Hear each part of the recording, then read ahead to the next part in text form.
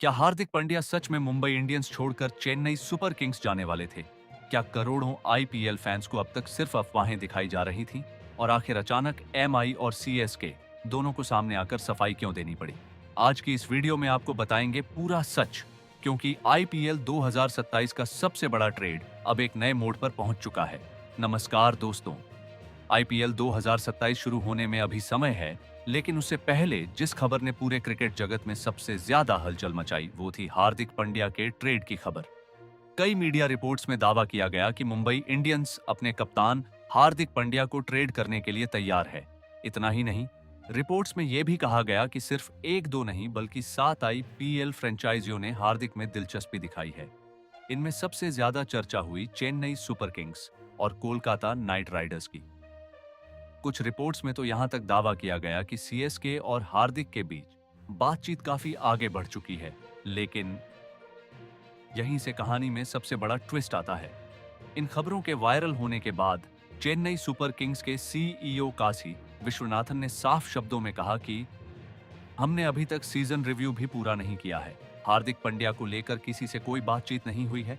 जो खबरें चल रही हैं वो सही नहीं है।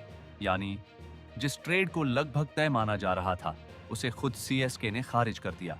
लेकिन कहानी यहीं खत्म नहीं होती। इसके बाद मुंबई इंडियंस की तरफ से भी आधिकारिक बयान आया। एमआई ने कहा कि अभी किसी खिलाड़ी के ट्रेड को लेकर कोई बातचीत नहीं चल रही है। पहले पूरे सीजन का रिव्यू होगा, उसके बाद ही किसी फैसले पर विचार किया जाएगा।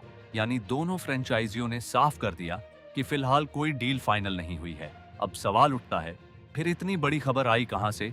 दरअसल मुंबई इंडियंस का आईपीएल 2026 सीजन उम्मीदों के मुताबिक नहीं रहा। टीम का प्रदर्शन खराब रहा और कप्तानी को लेकर लगातार सवाल उठते रहे।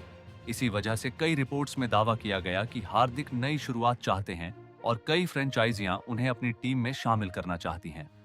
कुछ रिपोर्ट्स में यह भी कहा गया कि केकेआर उन्हें कप्तानी तक ऑफर कर सकती है।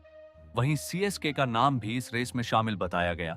लेकिन आधिकारिक तौर पर अभी तक किसी भी फ्रेंचाइजी ने ट्रेड की पुष्टि नहीं की है।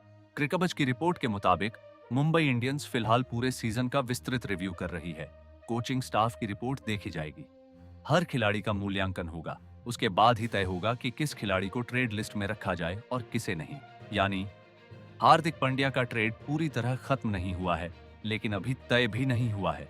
यही वजह है कि दोनों फ्रेंचाइजियों ने फैंस से अफवाहों पर भरोसा न करने की अपील की है।